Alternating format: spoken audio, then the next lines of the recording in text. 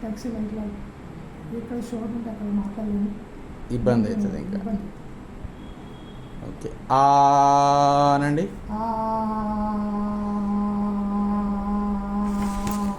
ఈ అనండి. ఊ అనండి. పాఠక పాఠక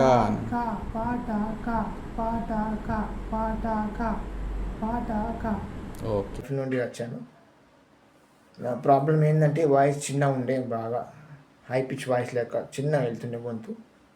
అయితే సార్ దగ్గరికి వాయిస్ థెరపీ కోసం వచ్చాను. ఇప్పుడు 4 వారాలు అవుతుంది.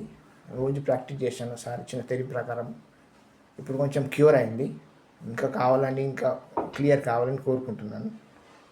సరే, సార్ నాకు మంచిగా ట్రీట్మెంట్ చేసిండు. సార్ ట్రీట్మెంట్ కూడా బాగున్నది.